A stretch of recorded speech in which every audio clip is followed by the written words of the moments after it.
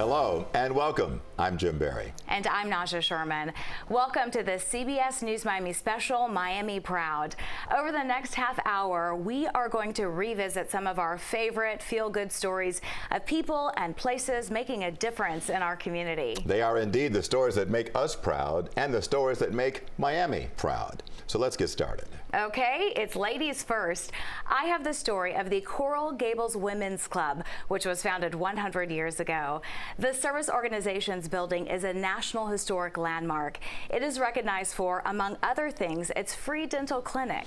But first, CBS News Miami's Lauren Pastrana shines a spotlight on longtime journalist and Miami Herald writer Bea Hines. She is a true legend. Hines is now a great-grandmother and a true trailblazer. In fact, she was the newspaper's first black female reporter. Maya Angelou is one of my mentors. I knew her personally. Bea Hines' home is filled with memories of her very long career. When I walked into those buildings, there were manual typewriters, no electric typewriters. She was first hired to work in the Miami Herald Library while raising two boys and going to school for journalism. 4 years later, in 1970, she got her big break as a reporter. I had been raised from $60 starting salary to $110. And in 4 years, that was not much, but I was thankful for it because I had been a maid before then. On her first day as a reporter, there was a riot in her Liberty City neighborhood. Well, I wasn't dressed for a riot. You know, everybody else had on sensible clothes and sensible shoes, you know, to cover the riot and the heat in June.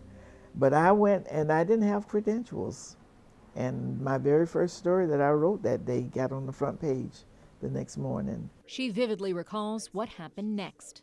The city desk people didn't know what to do with this black female who is also green. You know, I'm coming into this is a white male domain. They sent her on wild goose chases in her own car. One time arriving to find the address was the city dump.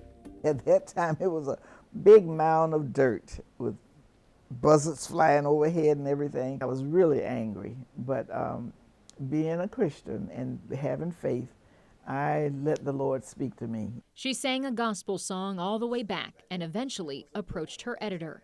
And I said, the guys at the desk are playing games with me, so why don't you let me cover the black community, because you never have done a good job of it. I wrote stories about Overtown. I told them about 2nd Avenue and what it was like growing up in Overtown. I wrote about Liberty City. From there, she would cover features, religion, teach workshops at colleges, and earn several accolades. Right after the McDuffie riots, I won the Peace Among Us Award. I think it was 81 or 82 that I was nominated for the Pulitzer, and I was really proud of that. Hines retired from full-time work in 2001, but continued her weekly column, a community voice and an influencer in the truest sense of the word. I think I introduced Miami, white Miami, and people of other cultures to life as a black person. Lauren Pastrana, CBS News, Miami. Dr. Iris Torres Rivera sees patients every Monday at the Coral Gables Children's Dental Clinic. The staff does cleanings, fillings, crowns, and more. I've been here since I was like 6 years old. Many of the children treated here had never been to a dentist before. Gus and his siblings qualify for the free-of-charge service. They don't fall from Medicaid. They don't have enough money for insurance. They're falling that crack. The fully equipped dental office housed at the Women's Club is bright and cheery, features art from some grateful patients, and a lot of reading material, as literacy is in the very foundation of the service organization. Started out as a reading circle, and Nunes, who was George Merrick's wife, was the first director, and she was kind of the one who organized it. In 1935, the city donated a block of land to the club. In exchange, they raised $10,000 to build the structure and open and run the first library in Coral Gables. These days, you can still borrow or donate a book here. So we have a library outside that the community can take books from and bring books if they want. But the dental clinic is the biggest program the Women's Club funds, helping more than 40,000 children to date. Luis Medina is getting x-rays. Dr. Torres Rivera follows the progress of his braces, provided at a low cost by a partnering orthodontist. 3 years ago, the now freshman in college came in with a serious gap in his teeth. Before, I was just like like this, like without showing my teeth. My confidence changed, and that I can show my teeth, I can show that, yeah, the progress that I made. The gratification is seeing these kids grow up and have beautiful teeth and doing the prevention. It's a good feeling to be able to help out the community. The Coral Gables Women's Club currently has 75 members. It has raised more than $3 million to date to support the clinic. Next up, two amazing young people. The first is a Broward County teen whose passion for writing helps other students follow their dreams. Ever since 13-year-old Lila was a little girl, she loved to write. She published a picture book called The Adventures of Super Victor. Then, with the help of her 7th grade English teacher at North Broward Prep and her parents, she published her second book called Carl's Side. Hundreds of copies have already been sold. Lila is donating the proceeds to an organization close to her heart. I'm donating all of the proceeds from my book to the Literacy Coalition.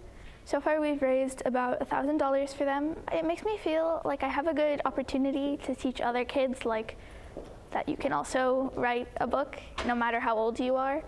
And I want to inspire other young writers to do what they love. Lila is also building a website and several social media pages to encourage other kids to read and write. Very impressive. I don't think we've heard the last of Lila. And the same can be said of Amelie Ice, an 18-year-old Girl Scout. She created a program that properly retires American flags once they're too tattered or torn to be flown. CBS News Miami's Betty Nguyen has her story. This one looks like it's been through a lot. And 18-year-old Amelie Ice is on a mission to show everyone how they can give Old Glory a proper patriotic retirement. So we created this program, which consists of 3 boxes located in Miami Shores, El Portal, and Biscayne Park, where people can put the flags when it's ready to be retired. And then myself and my Girl Scout troop will retire the flags for them. Amelie dreamed up her American flag retirement program as part of her Gold Award project for her Girl Scouts troop. Her grandfather even constructed these drop boxes where people can place their old flags. So the QR code, you take your phone and you scan it, and then it'll take you to a website that'll tell you how to properly retire, or how the flags are going to be properly retired. But Amelie needed help broadening her reach. I'm going to fold one up. So she enlisted the help of the Miami Shores Rotary Club. What made Amelie different was she was asking for a partner. She wanted to work with us, not just money, but have us help her with the project, work with her, the supplies, everything. She gave us a presentation. I mean, I've been practicing as a trial lawyer for 30 years, and her presentation rivaled many of the presentations I've seen in the courtroom. Thanks to this collaboration, Amelie says the Miami Shores Club will keep the program going once she heads off to college. Fold it in half, and then you fold it again in half with the stars facing the outside. Amelie has retired over 100 flags so far. She even made a YouTube video to help everyone, no matter where you live, learn how to properly retire their flags. Hello, my name is Amelie Ice, and my Gold Award project is called the American Flag Retirement Box Program. What started out as a Girl Scouts project has turned into a meaningful way to not only honor this country, but also those who serve it. It feels like I'm doing something good for my country that a lot of people may not really know about, or something that is not really thought about that often. So it's kind of like giving back in a way. And for that, we salute Amelie's efforts that truly make Miami proud. Betty Nguyen, CBS News, Miami. What she is doing is so special. The same can be said about an adaptive kayaking program offered through Broward County Parks. CBS News Miami photojournalist Adam Spun takes us through the mangrove estuary at Westlake Park in Hollywood to show us how the program gives participants a sense of normalcy most of us might take for granted. This is so peaceful. Now left, right, left, right. Beautiful. Ah, feels so good. I mean, aside from it being super hot outside, being in the shade of the mangroves and everything like that, it just, the breeze, being out in the water, sounds of the birds. Be careful with the mangroves on your right. I'm really excited to participate in these events or these activities to really, give me peace of mind. Okay, we're gonna slow down because Wendy and Bob are in front of us. Yeah, we're out here just providing a special program. Experiencing to kayaking, even though I'm legally blind and, well, I'm legally deaf-blind. Over a decade ago, lost my eyesight in both eyes, severe optic nerve atrophy, no real functional vision. Okay, so we have 3 kayaks ahead of us. We're gonna pass Jim.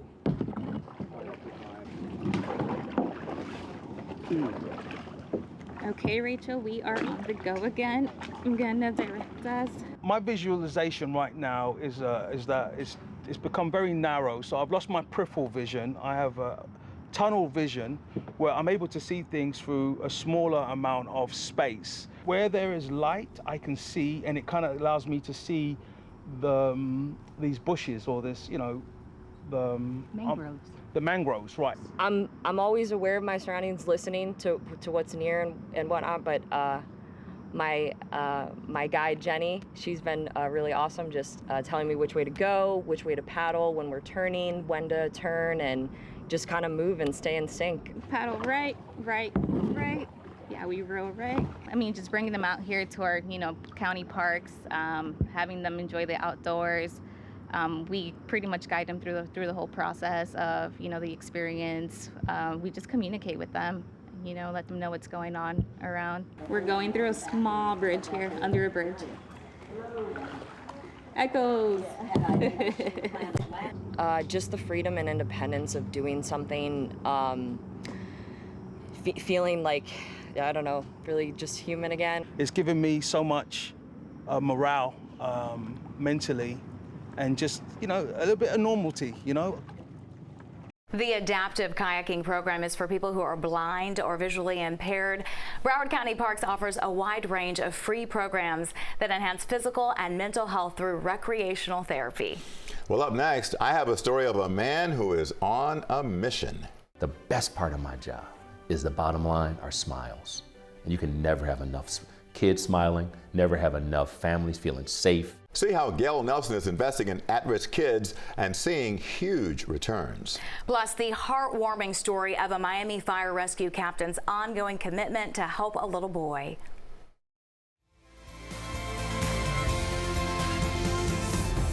Welcome back. The head of Big Brothers Big Sisters of Miami is a shining example of the mentoring organization's mission.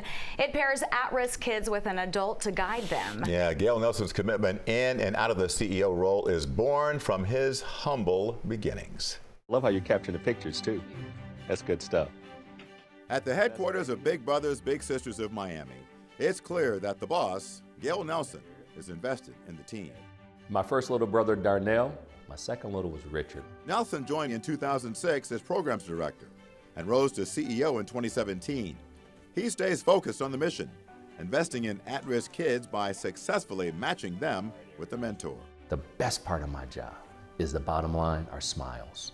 And you can never have enough kids smiling, never have enough families feeling safe. Prior to the mentoring organization, Nelson worked with teens who had been in trouble with the law, a crucial influence.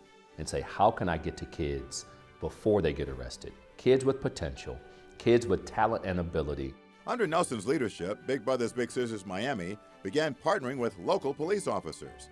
Bigs in Blue, which helps foster and strengthen trust between law enforcement and minority communities. Same thing applies in life. You have challenges, you're gonna be right here. You gotta take it to another level. Nelson has been recognized for many awards and seems to have come full circle.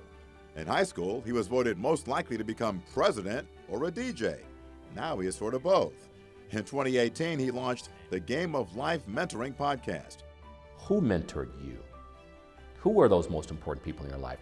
Why do you believe in mentoring? Nelson credits his success to the strength of many relationships. The husband I am today, the father I am today, it all goes back to where I started.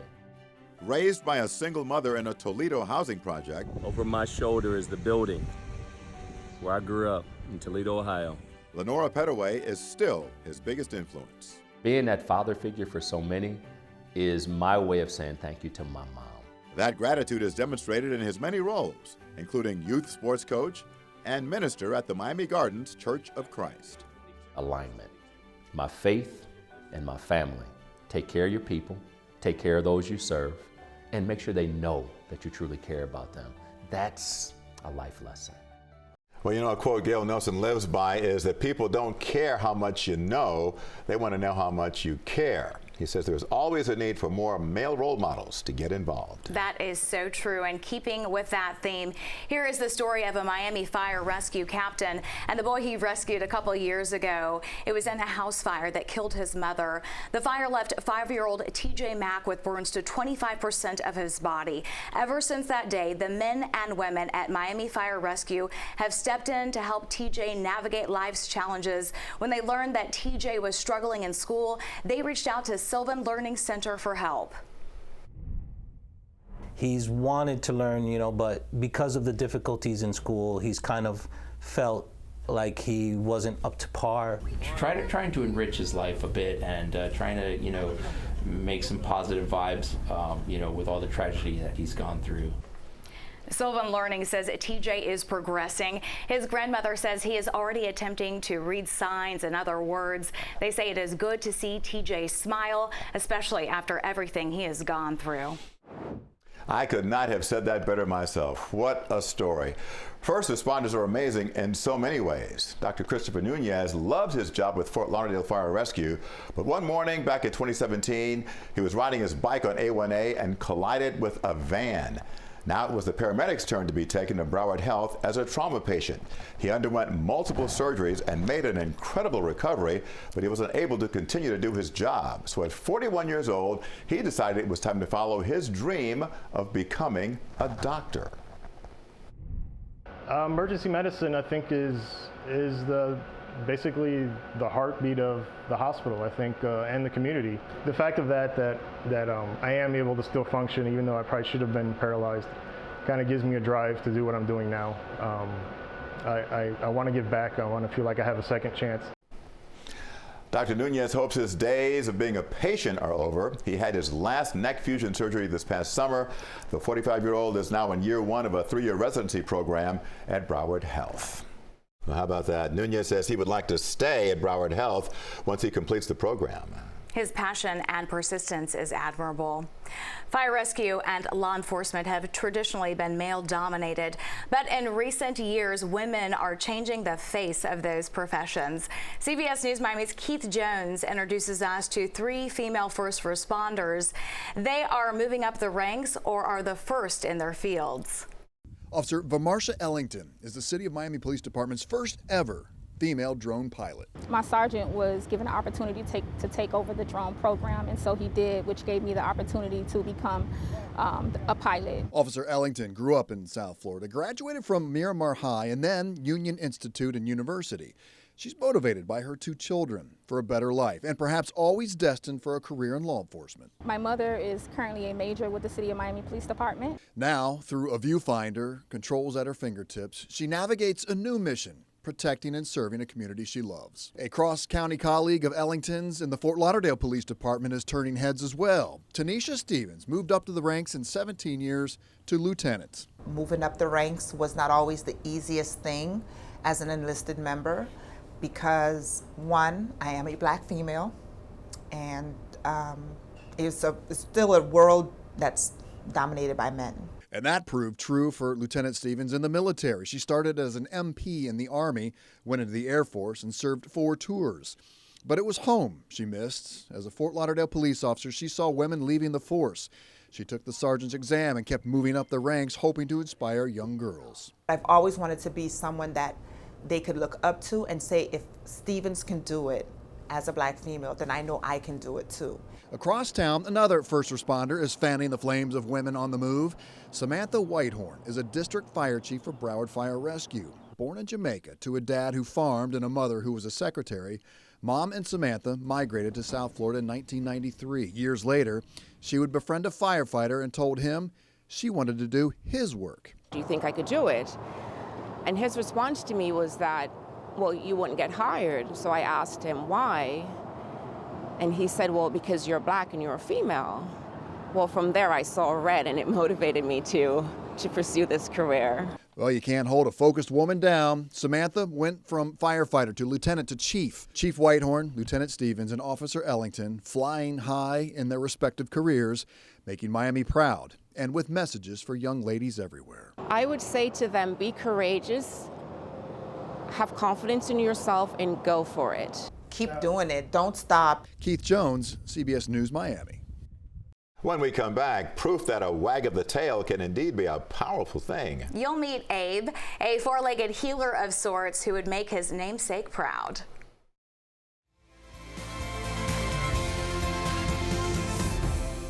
Welcome back. Well, any dog lover will tell you that canines can be remarkably intuitive, empathetic creatures, and we found that sometimes they can make Miami proud. The comfort and distraction that the pet therapy program at Miami Cancer Institute provides is immeasurable. As CBS News Miami's Elliot Rodriguez reports, program volunteer Wendy and her golden doodle Abe are providing a compassionate legacy to her late father.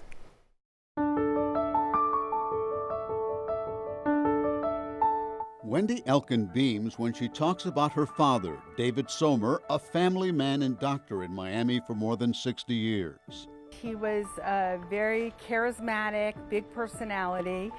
He was committed to his patients and making sure that they suffered less. He lived for his work and his family, including the four-legged ones. He was a huge dog lover, and we always had the dog was really part of our family. In 2019, the gastroenterologist was diagnosed with a brain tumor and treated at the Miami Cancer Institute. Every time he saw a dog when he was here as a patient, he lightened up and he even cried at times. He was so happy to see a dog. So I ended up retiring from my 40-year job, getting a dog, and took him to be trained for pet therapy and came back. Retired from the corporate world, Wendy and her adorable coworker make their own rounds here twice a week. Like Abraham, named after my dad. And we stop at the desks so that all the people who work at Baptist can experience pet therapy too, and they all know his name and get excited to see him. Every time we come, we go to the pediatrics unit, and he will go to each patient or their family caretaker or member of their family, and he sits with them and they tell us about their dogs, and they have a big smile on their face and makes them feel a lot better to pet the dog for a while. Dr. Sommer lived for 18 months after his diagnosis, and the family credits the hospital for the compassionate expert care he received. He was 85 when he passed away, and I think he felt like he had the best care he possibly could have. It's a labor of love and a legacy that would make Dr. Sommer very proud.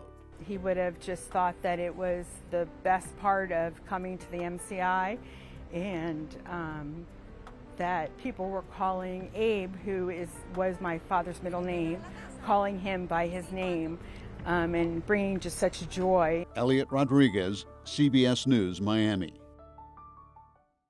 What a legacy indeed. Happy birthday to Abe, who will soon turn 3. He and Wendy are one of 9 pet therapy teams certified and trained for this very impactful work. The program is now in its 6th year at Miami Cancer Institute. You can always revisit this and all of our Miami Proud stories at cbsmiami.com. We thank you for joining us and look forward to sharing more of the stories that make Miami proud. On behalf of all of us at CBS News Miami, happy holidays and Happy New Year.